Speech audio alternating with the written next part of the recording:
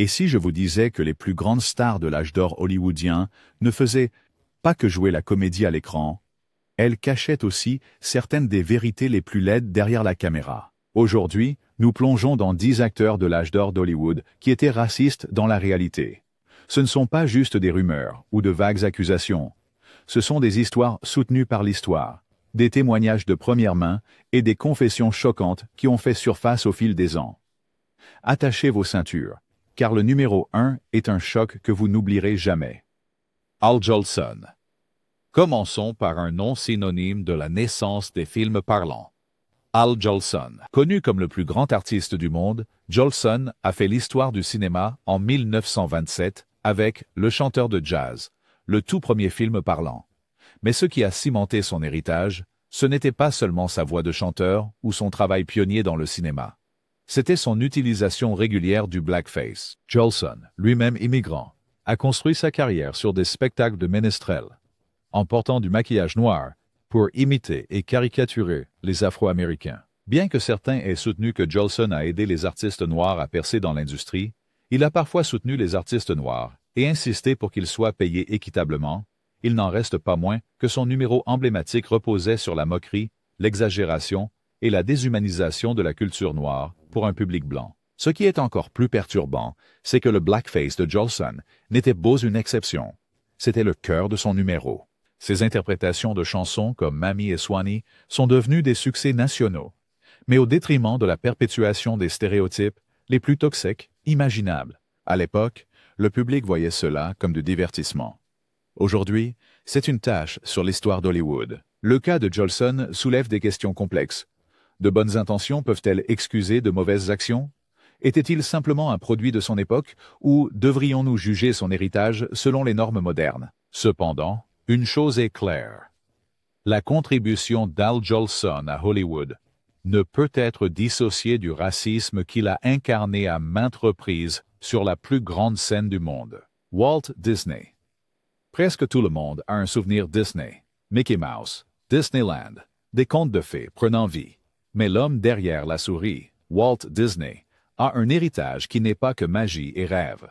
Quand on se penche sur les premiers dessins animés de Disney, le racisme n'est même pas subtil. Prenons les corbeaux dans Dumbo, des stéréotypes flagrants de minstrel show exprimés avec des dialectes noirs exagérés, ou le loup à connotation juive dans Les Trois Petits Cochons, qui s'appuie sur des images antisémites trop courantes dans le Hollywood des années 1930. Mais ce n'était pas seulement ces dessins animés. Les rumeurs sur les préjugés personnels de Disney ont tenté son héritage pendant des décennies. Meryl Streep l'a un jour qualifié de « hideuse antisémite », et certains membres de la famille Disney ont laissé entendre que les opinions personnelles de Walt n'étaient pas aussi inclusives que l'entreprise veut que nous nous en souvenions. Il existe des incidents documentés de pratiques de recrutement discriminatoires et des plaintes d'animateurs et d'acteurs de couleur. Même le monde adorable de Disney avait un côté sombre. Pendant des décennies, critiques et défenseurs ont débattu sur la manière de juger Walt Disney. Reflétait-il les préjugés de son époque ou les répandait-il activement? La vérité est qu'il a contribué à façonner la culture américaine, à la fois ses rêves et ses dures réalités. Lorsqu'on revisite ces vieux classiques avec un regard neuf, il est impossible d'ignorer les stéréotypes nocifs et la bigoterie intégrée dans leur fondation. Le monde de Disney peut être plein de merveilles, mais il a été construit sur des croyances que nous devons aujourd'hui confronter. John Wayne. Si vous imaginez le cow-boy robuste, l'icône américaine par excellence, vous pensez à John Wayne. Il a joué dans plus de 140 films et est devenu le symbole de la masculinité américaine. Mais la réputation hors écran du Duke est ternie par une interview de Playboy de 1971, si infâme qu'elle suscite encore des protestations aujourd'hui. Dans cette interview, Wayne a déclaré, sans honte, « Je crois en la suprématie blanche ». Il a soutenu que les Noirs n'étaient pas prêts pour des droits civiques complets, que les Amérindiens méritaient leur sort parce qu'ils essayaient égoïstement de garder l'Amérique pour eux-mêmes, et il n'a montré aucun remords pour les crimes de l'esclavage. Ce n'étaient pas des lapsus de la langue. C'étaient des déclarations délibérées faites alors que les batailles pour les droits civiques faisaient rage et que le monde changeait. Wayne a également lancé des insultes homophobes lorsqu'il discutait de films qu'il n'aimait pas, montrant clairement que ses préjugés dépassaient largement la question de la race. Depuis son mort, des étudiants ont protesté pour que son nom soit retiré des aéroports et des bâtiments universitaires. Certains disent qu'il était simplement un homme de son temps. D'autres le qualifient de symbole des traditions les plus toxiques d'Hollywood. Les films de John Wayne sont toujours vénérés, mais son héritage devient de plus en plus complexe avec chaque année qui passe. Était-il simplement un produit d'une époque raciste, ou a-t-il activement contribué à la façonner? Quoi qu'il en soit, ses mots et la manière sans concession dont il les a prononcés montrent que même les plus grands héros d'Hollywood peuvent avoir des pieds d'argile et des cœurs pleins de haine. Mickey Rooney. Certains rôles vieillissent mal.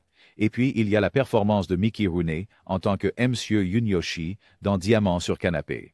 Autrefois considéré comme un soulagement comique innocent, le personnage est maintenant reconnu comme l'une des représentations les plus incroyablement racistes du cinéma grand public. Rooney, un acteur respecté avec des décennies de travail à son actif, a porté du maquillage, jaune, scotché ses paupières, porté de fausses dents de lapin, et a parlé avec un accent caricatural moqueur.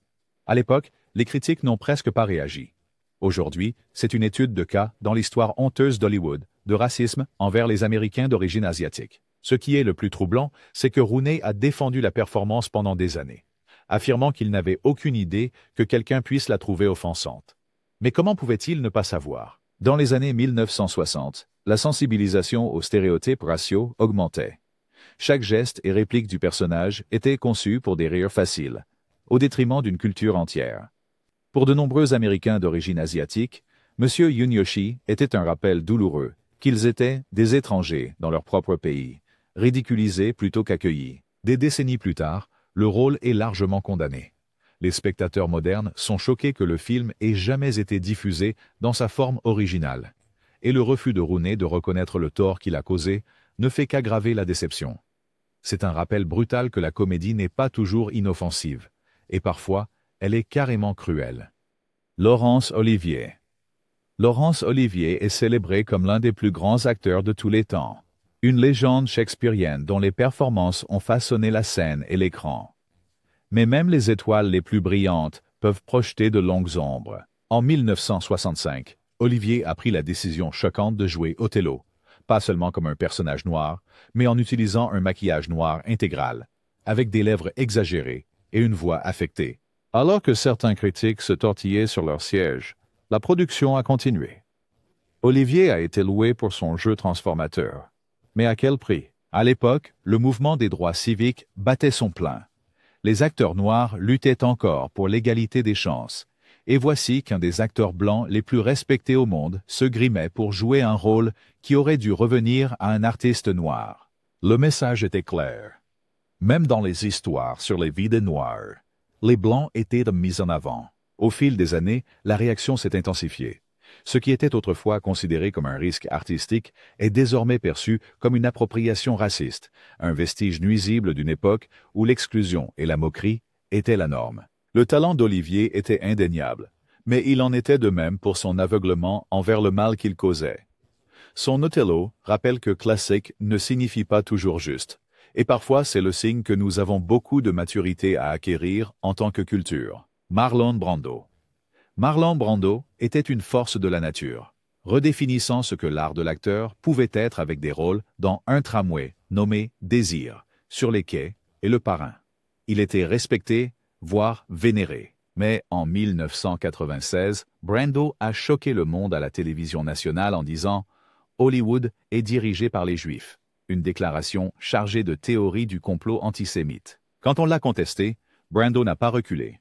Au lieu de cela, il a redoublé ses propos, aggravant encore la situation. Le contre-coup a été immédiat. Brando, connu pour s'exprimer en faveur des droits des Amérindiens et critiquer le manque de diversité à Hollywood, s'est retrouvé accusé de répandre la haine, pas espoir. Il a été contraint de s'excuser publiquement, mais le mal était fait. Ces mots ont été repris par des groupes suprémacistes blancs et des semeurs de haine, annulant des années de militantisme. Le cas de Brando est un exemple édifiant de la façon dont même les voix les plus progressistes peuvent abriter de profonds préjugés. C'est un rappel que de bonnes intentions dans certains domaines n'annulent pas le sectarisme dans d'autres. En fin de compte, l'héritage de Brando est à jamais compliqué par son immense talent et les sombres recoins où son esprit errait parfois. Douglas Griffith. S'il y a une personne dont le racisme a changé le cours de la culture américaine, c'est D.W. Griffith. En 1915, Griffith a réalisé Naissance d'une nation, le premier véritable blockbuster hollywoodien. C'était une merveille technique avec un récit et des visuels révolutionnaires. Mais en son essence, c'était de la pure propagande de haine. Le film glorifiait le Ku Klux Klan, dépeignait les Noirs comme des criminels violents et présentait le Klan comme les sauveurs du Sud. Le film n'était pas seulement une réflexion de son époque. Il a activement inspiré la résurgence du KKK, qu'il a utilisé comme un outil de recrutement pendant des décennies. Les communautés noires ont été terrorisées, et le film a contribué à normaliser la violence raciste à travers le pays. Griffith a défendu son film jusqu'à la fin, affirmant qu'il racontait simplement l'histoire. Mais l'histoire l'a jugé sévèrement. Aujourd'hui, The Birth of a Nation est étudié non pas comme une œuvre d'art, mais comme un avertissement sur la façon dont des films puissants peuvent propager la haine. Le génie technique de D.W. Griffith est indéniable, mais son rôle dans l'alimentation de certaines des pires violences de l'histoire américaine l'est aussi. Son histoire prouve que le cinéma, malgré toutes ses merveilles, peut également être une arme. James Stewart. Peu de visages sont aussi aimés dans la légende hollywoodienne que celui de James Stewart.